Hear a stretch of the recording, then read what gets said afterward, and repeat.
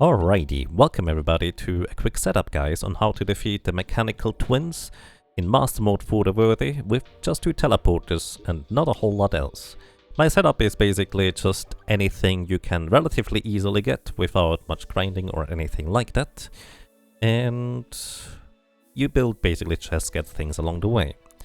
For this case, I like to use either a ranger setup or a minion based setup, or both, kinda. Usually have just kind of both hoods anyways. Further, I like to use certain minions. If I have the blade staff, that is definitely the absolute favorite. Alternatively, spider staff does work well too. Sanguine staff, not that great. Actually, I would say the imp staff is even better than the sanguine staff, just in case you're curious about that. Either way, let's do the quick build. We just go to the edge of the world for a very simple reason, actually. If I teleport over here, my character's gonna be over here, so that's gonna actually make aiming with the Mega Shark easier. You'll see in just a second.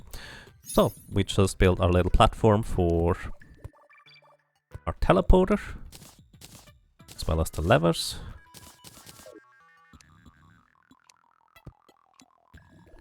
And just put them somewhere here.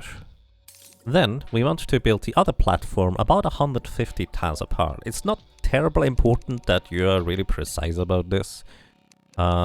Just don't be too far away. I don't know how much too far away is, so they don't despawn, but you have plenty of leeway. I do recommend going not much less than 150. With 100 when I tested it, it's not gonna work too well because they're just going to catch up to you too quickly. 150 gives you just a nice amount of leeway, but without losing any downtime DPS, so to speak. So the way I like to count 150 tiles is I just grab 150 wire, temporarily trash the rest of my wires, go from the center of this teleporter and just go over to here apparently. That's 150. Grab my wires back again. And we set up the teleporter here as well. Teleporter, lever, test it real quick, and it does work. Now we need to make sure that we also add the wire here, and there we go. So, quick introduction. If you have Smart Cursor, the nearest object that you can interact with will be interacted with as soon as you right click. So that means I can have my cursor anywhere and teleport by just guaranteeing a right click.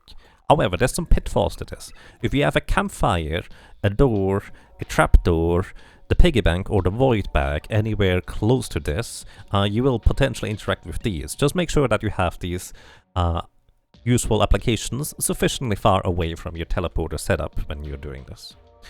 Alright, then afterwards we just make a box. So I'm actually going to make a slightly closer box here. And the reason is quite simple. If you use minions, even if you are not a summoner, you can still use minions. They will be more likely to be outside the box and actually get to attack your enemies. Then we also make some holes in this. At least for the range-based setup, which even if you're a summoner, you can still use ranged weapons. Why not? Unless you want to try a purist challenge, which, well, that would be why not, I guess. Either way, just kind of a hole here, and you can easily shoot out. As well as you may want to shape this block here, like this, and this block here, let me actually show you real quick. This block here, like that. This will allow you to just shoot out diagonally. Just like that. So occasionally you will get hit by Retinizer's lasers whenever he gets into position, but it's kind of rare that he does hit you if you do that. And if you're not comfortable with that, just leave the things right here. Alright, so we're gonna do the same thing over here. In fact, I probably want to put the lever on the other side. And just kind of box up. I'm gonna make the same adjustment to the blocks here, just kind of the mirrored version, if you will. And that's it, that's the setup already. So, my tutorials, as mentioned before, kind of usually aimed for you having as little necessary items as possible, or, well, needed, so to speak, in order to be able to defeat the enemies.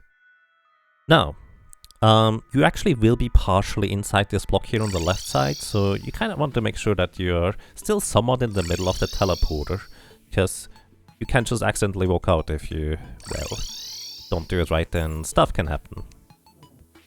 You can easily prevent this by just making the box a proper box, rather than trying to optimize for minions. Which is what I usually do, I'm just usually too lazy to make that kind of optimization. Alrighty, let's get the bosses in here, make it nighttime. And hello. I'm briefly going to activate God mode just to, why it's still on, just to explain on what is happening here. So, they're going to shoot and eventually start dashing at you. And then they dash, you want to teleport away, because this is effectively what is going to damage you. Everything else, the lasers, oh, that actually hit one, that laser, and the flame will never hit you. The flame literally can't get through a single tile gap. The lasers will very rarely, occasionally hit you, so to speak. But everything else you should be kind of mostly fine on. Right, let's get this combat started from the beginning, that way I can show you the entire thing. So let me finish them off real quick, so we can have a proper start, because often in combat, the beginning is kind of the most difficult part about a battle. Alrighty, let's get in the box. And let's get this party started. So what I like doing is I like opening my minimap before I summon them, and then see where they come from. Check whether you can teleport, and then you can start damaging them. So the easiest way to damage one of the guys is Spasmatism right there. So I literally don't need to move my mouse because I have the other teleport box positioned at the edge of the world. So I can effectively just play keep away and kill Spasmatism super easily. Just teleport away and you literally don't even lose any damage because, yeah. This way you actually won't have to worry about them dashing at you in any capacity, because, well, even if they dash, you're just playing keep away. It is very easy to do it this way. Alternatively, what you can do is you can actually just straight up kill Retinizer, or not kill Retinizer, bring Retinizer into phase 2 first, if you want to optimize for that. Just kind of shoot him instead, before you do anything else. Or alternatively, if you don't want to shoot, you can actually use whips. Whips actually do work in order to go through solid blocks in order to hit the enemies. Plus, the blade staff, if you have it from the Queen Slime, which, in case you're curious for a Queen Slime setup, I have a very easy Queen Slime setup with 3 teleporters that you can defeat her super early as soon as you effectively defeat the destroyer. The reason why you may want to focus Retinizer first is quite simply because this will allow you to just ignore him for the rest of the battle, with a mild caveat. The caveat being that if Retinizer goes sideways towards the hole that I'm shooting through right now, on this side or on this side, then he will be able to shoot through. So it's basically just easier to focus down Spasmatism first, kind of like you would probably also do in a more regular encounter, and just have your minions help out a little bit too.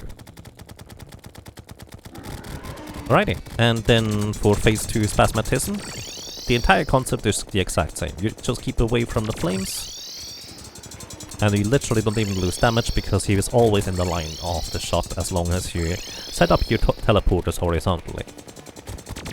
For ammunition, I don't know what's optimal. I just use curse bullets and Icar bullets and whatever I just have on hand. There's guaranteed people out there who know the exact optimal DPS setup for any kind of accessory and item setup. That's not what I'm here for. I'm just here for making an easy setup which is relatively foolproof for not having to worry about much whatsoever. Alrighty, Spasmatism is going to be done very soon.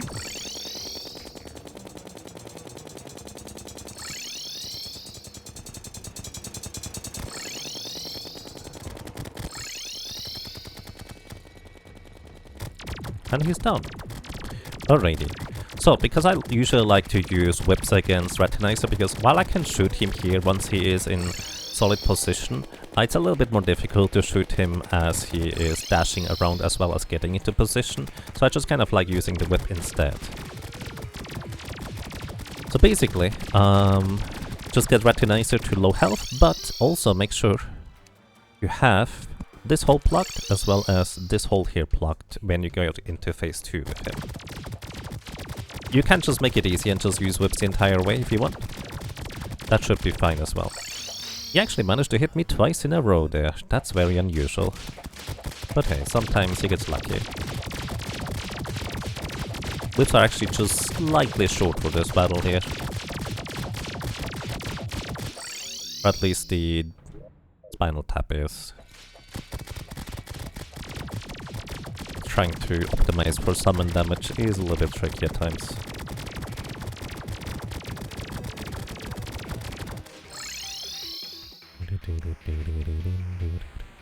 You don't need to plug the gap until you're in phase 2.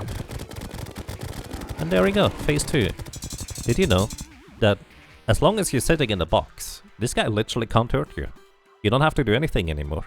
This is also why it can be useful to put him into phase 2 first, and then focus on Spasmatism afterwards. It's just, Spasmatism is so easy to take out that I just feel like that's the easier approach. Alrighty, and that's it. This is how to defeat these guys. If you're using a ranged weapon, you can now make a hole here. Just make sure to not stand exactly below that yourself, so you can shoot out without him being able to shoot out. Actually may have to put the ceiling slightly higher. I forget how exactly it is, but usually just have like some form of gap here, and there we go. Easy enough. Or use your whips and minions. Either way is fine. Okay, thank you for watching, thank you for listening and for lurking, and in case you're curious about Duke Fishron, Empress of Light, what else have I done? Queen Slime, and Wall of Flesh with explosives. I have other tutorials. Good luck.